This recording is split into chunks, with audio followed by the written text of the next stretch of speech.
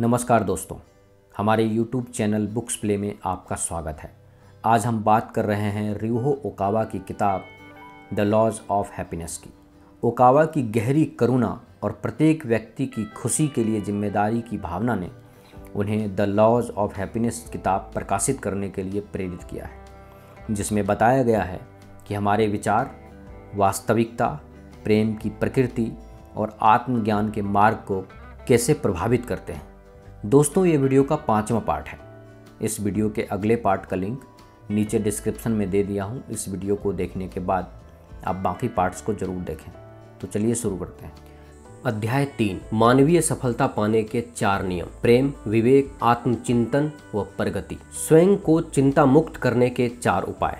दोस्तों, लेखक कहते हैं, मैंने इस अध्याय को मानवीय सफलता पाने के 4 नियम का नाम दिया है और यहाँ मैं आपको प्रसन्नता के उन नियमों की जानकारी देने जा रहा हूँ जो कि मानवीय प्रसन्नता के शोध संस्थान में सिखाए जाते हैं। हालांकि प्रसन्नता के नियम इतने विस्तृत हैं कि मैं यहाँ सब कुछ नहीं बता सकता। मैं केवल बुनियादी बातों पर चर्चा करते हुए ऐसी सादी व्याख्या प्रस्तुत करूंगा जिसे आप आसानी से समझ सकते हैं। इसके साथ ही उन्हें भी लाभ होगा जिन्होंने दूसरों को सत्य की शिक्षा देने के लिए इसका अध्ययन किया है। लेखक आगे कहते हैं, ये 4 नियम कोई ऐसे नियम नहीं हैं जिन्हें मैंने हाल ही में सपने में देखा हो। वे मेरे निजी अनुभव पर आधारित हैं। मैंने तो उन्हें यहाँ मानवीय प्रसन्नता पाने के 4 नियम कहा है, किंतु वास्तव में वे निर्वाण पाने के 4 पथ हैं, या दूसरे शब्दों में कह सकते हैं वे आपको चिंता मुक्त व तनाव रहित करने के 4 उपाय हैं।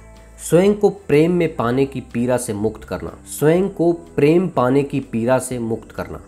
प्रेम का नियम, किसी के द्वारा न सराहे जाने की पीड़ा। दोस्तों, पहले हम इसी विषय पर चर्चा करेंगे। मैं जब भी इस संसार में चारों ओर फैली पीड़ा को देखता हूँ तो पाता हूँ कि इसमें से अधिकतर का मूल तो यही है कि जब मनुष्य कुछ मनचाहा नहीं पाता तो उसे पीड़ा का सामना करना पड़ता है। दरअसल जब मनुष्य को दूसरे से प्रेम या सराहना नहीं मिलती तो वह पीड़ित होता है, भले ही वह भौतिक पीड़ा हो या भावनात्मक पीड़ा। जब आपको लगता है कि आपकी प्रशंसा नहीं हो रही है तो आप पीड़ित होते हैं। अगर हम भावों की बात करें तो प्रशंसा को दयापूर्ण शब्दों या दूसरों की सोच या काम या उनके द्वारा दिए गए सम्मान या सामाजिक स्तर से जोड़ा जा सकता है। भौतिक अस्तित्व के संबंध में प्रशंसा को भोजन, कपड़ों, आय, कार व घर आदि से भी जोड़ सकते हैं। दरअसल हमें प्रशंसा को स्वयं नहीं कमा सकते, इसे तो हमें दूसरों से ही पाना होता है। और अगर हम इस बात पर बहुत गौर करते हैं तो यह हमारी पीड़ा का कारण बनती है। तो हम कह सकते हैं कि अधिकतर मामलों में मनुष्य के कष्ट का एक कारण यही होता है कि उसे लगता है कि उन्हें दूसरों से भरपूर नहीं मिल पा रहा। कुछ लोग सोच सकते हैं कि इतनी मेहनत करने पर भी भरपूर वेतन नहीं मिलता, या मैं इतना अच्छा काम करता हूँ फिर भी मेरी तरक्की क्यों नहीं होती। अगर हम लोगों के दुख का कारण जानना चाहें तो हम पाते हैं कि हमसे जिस तरह दूसरे पेश आते हैं उसे देखकर ही असंतोष का अनुभव करते हैं, या कोई खास लक्ष्य पूरा न होने पर मन में ऐसी ही कुंठा जन्म लेती है। अधिकतर मामलों में इंसान यही सोचता है कि लोग उसकी मेहनत को सराहते क्यों नहीं, या वे उनके साथ बुरा बर्ताव क्यों करते हैं। अगर ये शारीरिक हालात हैं तो इंसान हथियार डाल देता है, पर अगर ये भावनात्मक हालात हैं या अंतः परस्पर संबंधों से जुड़ा है तो इस पीड़ा से पार पाना कठिन हो जाता है। इसका कारण यही है कि हम दूसरे लोगों की सोच में नहीं बदल सकते। बदकिस्मती से हम जिन लोगों से अपने लिए तारीफ या स्नेह चाहते हैं, बदले में हमें उनसे ही बहुत कम स्नेह या प्रेम मिलता है। वहीं दूसरी ओर जिन लोगों से हमें कोई आस नहीं होती या हम जिनसे प्रेम नहीं करना चाहते, वे ही हमें मान देते हैं। इस तरह संसार में यही सब चलता रहता है और सब कुछ वैसा नहीं होता जैसा कि हम चाहते हैं। माता पिता के साथ असंतोष की जड़ें वयस्कावस्था में भी बनी रहती है। प्रेम को मानवीय संदर्भ में स्त्री और पुरुष के बीच के प्रेम के तौर पर लिया जाता है, परंतु स्नेह के दूसरे रूप भी होते हैं। अधिकतर मामलों में प्रेम की हार्दिक इच्छा के कारण ही पीड़ा जन्म लेती है। इसे भ्रामक मोह भी कह सकते हैं,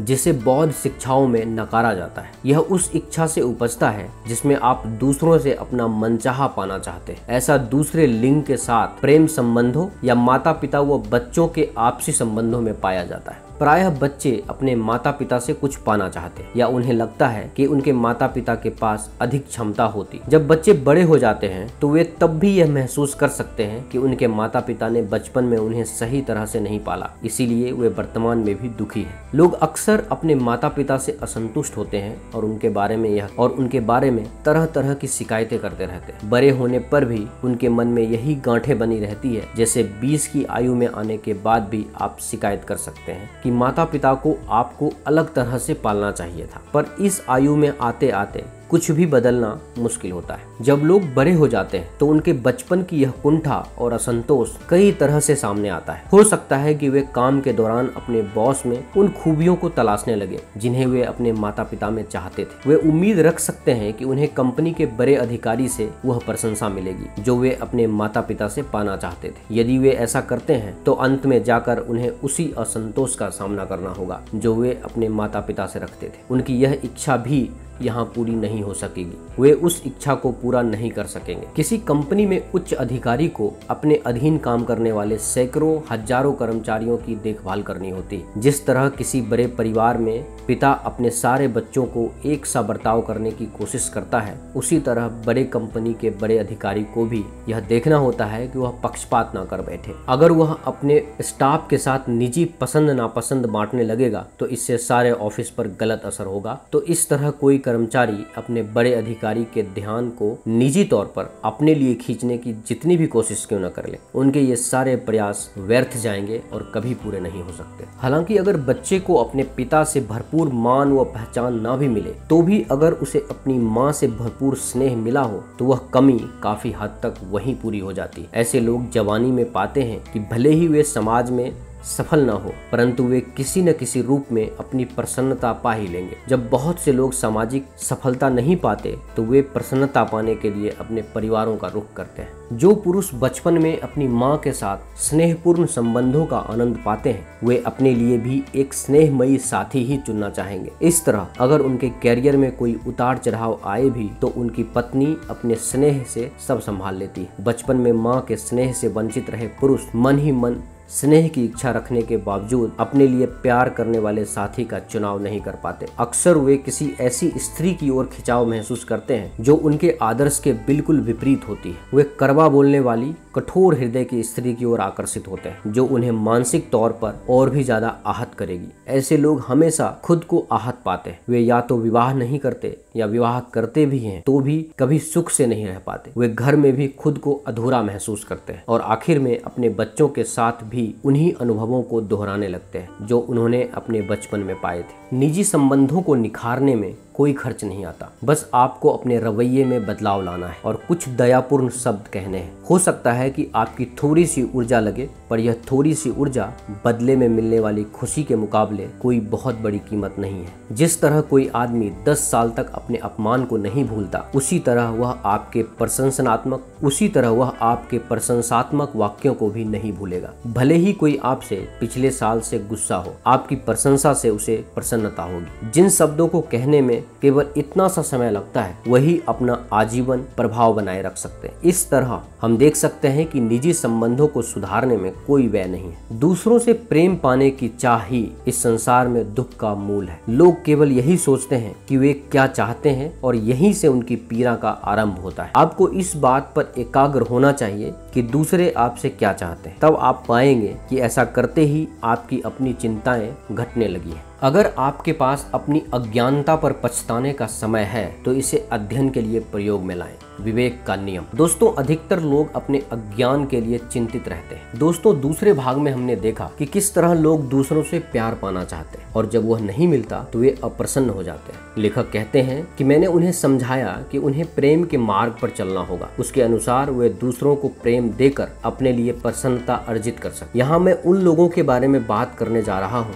जो अपनी अज्ञानता का रोना रोते हैं। कुछ लोगों को लगता है कि वे इस परेशानी से जूझ रहे हैं पर पूरी दुनिया में इस समय 99.9% लोग इसी चिंता में कि उनके पास बुद्धिमत्ता की कमी। वे अपने ही दिमाग के भीतर नहीं झांक पाते और उन्हें लगता है कि यह उनकी अकेले की समस्या है, जबकि तकरीबन सभी इसका शिकार है। आप सोच सकते हैं कि वह तो बहुत अच्छी जगह पढ़ चुका है, वह तो बहुत समझदार है, कितना किस्मत वाला है, मैं छोटी जगह से पढ़ा हूँ, इसलिए मेरे मन में कि अच्छी जगहों से पढ़ने वाले भी जब जीवन में कामयाब नहीं हो पाते तो वे हीनता बोध का सामना करते हैं। दोस्तों, हर व्यक्ति को अपने जन्म के बाद बहुत प्रयत्न करने होते हैं, जिसका मूल्यांकन कारण व प्रभाव के नियम के आधार पर होता है। यह प्रभाव अध्ययन पर आधारित है। आप जितना अध्ययन करेंगे उतना ही प्राप्त करेंगे। लोग अपनी आंतरिक योग्यता का रोना रोते हैं या अपनी आयु के पहले 20 साल तक अपने कम शैक्षिक प्रदर्शन को लेकर चिंतित रहते हैं। साफ शब्दों में कहा जाए तो यह एक प्रतियोगी दुनिया है जिसमें विजेताओं की बजाय पराजितों की संख्या अधिक है।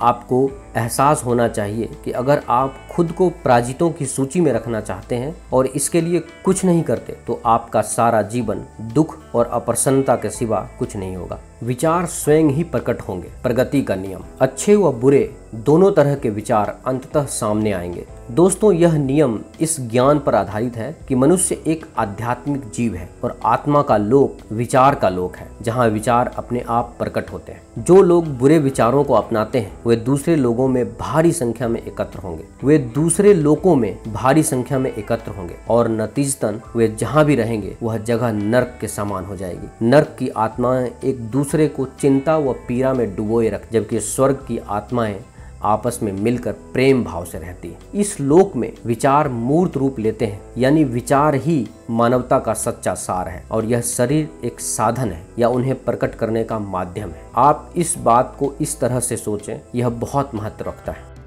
दोस्तों, आप देख रहे हैं रियुहो ओकावा द्वारा लिखी गई book the laws of happiness की समरी।